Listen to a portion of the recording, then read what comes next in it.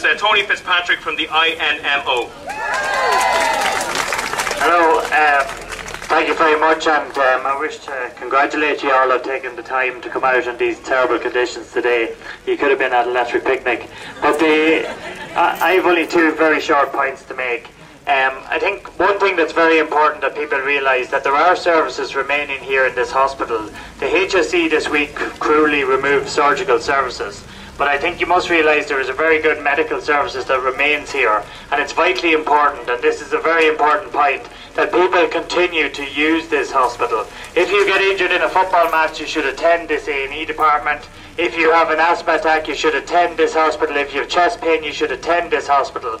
The reality is that if you don't, what the HSE will say in a number of months' time is that there's not enough patients coming to this hospital.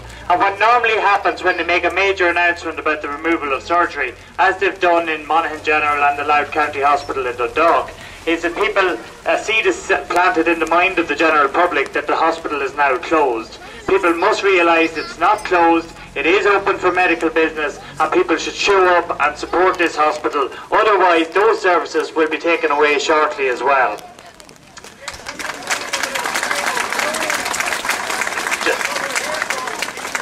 And one other point I'm going to make, because I'm going to keep it short because of the conditions. We, the union, the trade union group, will be meeting with management here on Monday morning, and we'll be asking them very pertinent questions with regards to the decision to remove surgical services from here.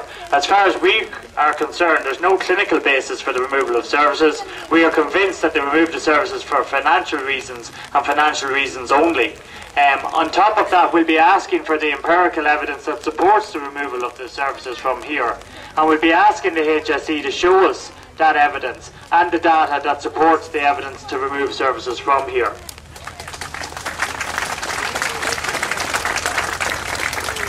And the reality is the way that staff and indeed the general public have been treated with regards by the faceless bureaucrats within the HSE has been deplorable over the last week.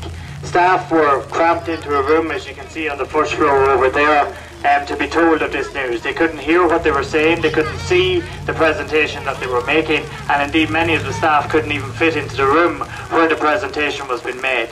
That's a deplorable indictment of this government, whose policy the HSE are implementing. It's a deplorable indictment of the HSE itself, who don't care about their staff on the front line.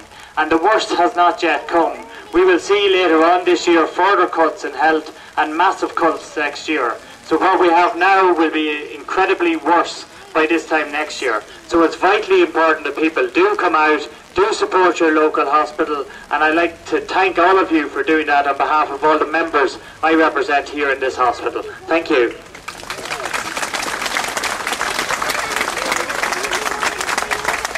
Cordia, we're just going to have one more speaker before we go and go home and dry ourselves off. I'd like to introduce you to Leslie Ford, son of the famous Dermot Ford. How are you, folks? I just feel that I have to say something when I saw all these people here. My father is dead 5 years now, and the work he done for this hospital was brilliant. And he would be turning in his grave when about this news. Now, I'm telling you, I'm calling on Dempsey to resign over this. Absolutely. We have a minister in government who won't save our own hospital. It's here beside him. He represents the people of Meath, and he's letting our hospital shut. Resign! Dempsey, out! Out! Out! Out! Out! Out! Out! Out! Out! Thank you. Okay, Cordia, we will have a public meeting with all public organisations this week, most likely on Thursday night. We will protest outside Dempsey. If Dempsey won't come to us, we'll go to Dempsey's office and trim.